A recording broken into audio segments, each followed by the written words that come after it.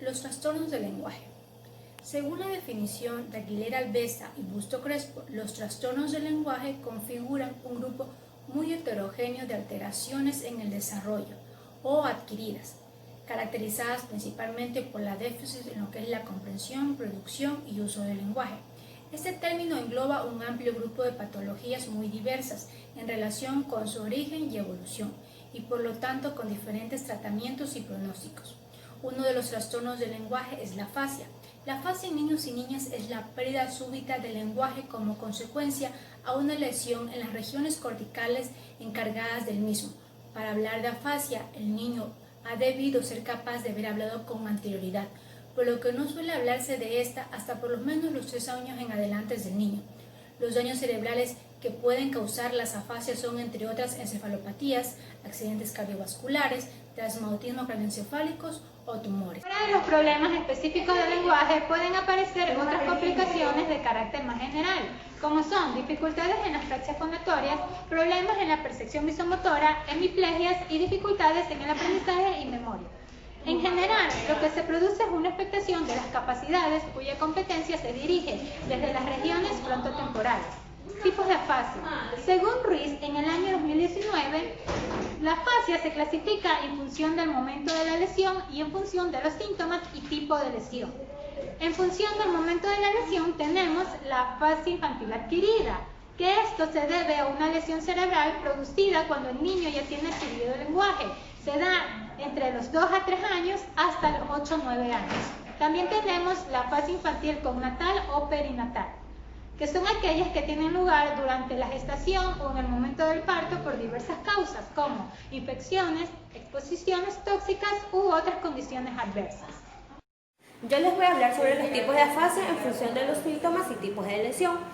Tenemos como primer punto los síndromes afásicos corticales, que es un trastorno infantil asociado a la epilepsia. Las alteraciones del lenguaje en esta aparecen alrededor de los 4 o 5 años de edad del niño, y parece que hay un déficit en el metabolismo cerebral a nivel temporal. También tenemos la afasia de Broca o motora, que es una lesión en el área de Broca o circunvolación frontal izquierda que provoca dificultades para articular palabras. El habla del niño es poco fluida, usa frases cortas, un tipo de habla telegráfico y sin entonación. Los niños son incapaces de hacer construcciones sintácticas que les permitan expresarse. Saben lo que quieren decir, pero tienen dificultad para decirlo o escribirlo. Por último, tenemos la afasia de Wernicke o sensorial. La lesión se produce en los lóbulos temporoparietales que presentan grandes dificultades en la comprensión del habla, de los demás y de su propio habla. Por ello, a la hora de expresarse, suelen decir cosas sin sentido y utilizan oraciones largas, completándolas con otras palabras o frases. Afasia de la conducción. La lesión se produce en el fascículo arqueado o parte que conecta el área de Broca y Wernicke. Se caracteriza por un lenguaje fluido, pero con una alteración importante de la repetición, junto con una comprensión preservada o casi, y una expresión con dificultades para encontrar las palabras, es decir, que reemplazan un fonema por otro. Afasias transcorticales. La afasia transcortical se produce por una lesión cortical por encima del área de Broca, por lo que los problemas producidos son muy parecidos a la afasia motora. Se produce un déficit en la producción del habla, sobre todo para iniciar frases o en el habla espontánea, siendo bastante patente cuando el niño o niña tienen que mantener una conversación o se le formulan preguntas. Afasia anómica. La anomía aparece en casi todas las afasias fluidas, de Wernicke y de la afasia de conducción. Se caracteriza por la dificultad de encontrar palabras de uso común. Únicamente si la anomía aparece de modo relativamente aislado, se habla de la afasia anómica. Tratamientos de la afasia infantil. Los tratamientos han de ir dirigidos al tipo de afasia, ya que cada uno presenta una sintomatología diferente. En general, cuando la afasia es adquirida, es importante comenzar con una rehabilitación cognitiva desde el principio, para evitar que los daños se cronifiquen y conseguir avances rápidos. Según Brainlord en 1976, durante los primeros años de la infancia, después de la adquisición del lenguaje, son mejores las perspectivas de recuperación de la afasia. Los tratamientos irán dirigidos a recuperar el lenguaje en relación a la producción o a la comprensión. En afasias cognatales, la intervención dependerá de la evolución del niño o niña.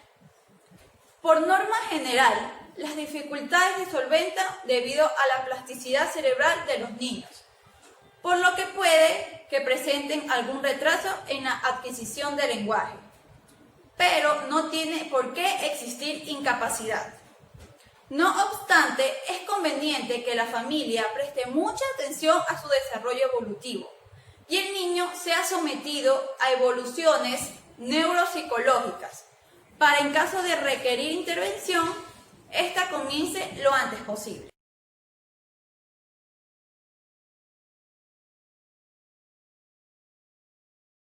Cuentan que Alfonso tiene 4 años y 2 meses y que en el momento de la lesión acababa de cumplir 4 años.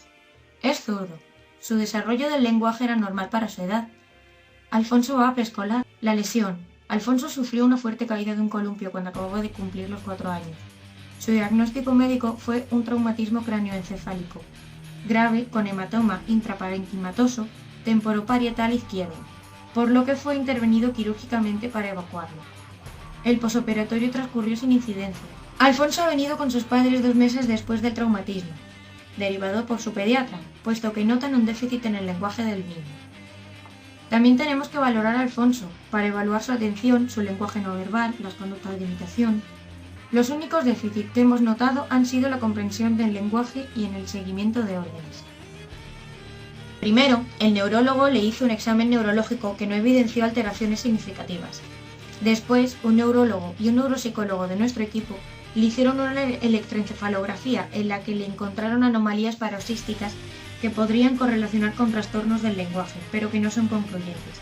El TAC y la resonancia magnética funcional nos permitió constatar que el hematoma había desaparecido y que existía una lesión izquierda localizada en la parte posterior del giro temporal superior, correspondiente al área de Wernicke.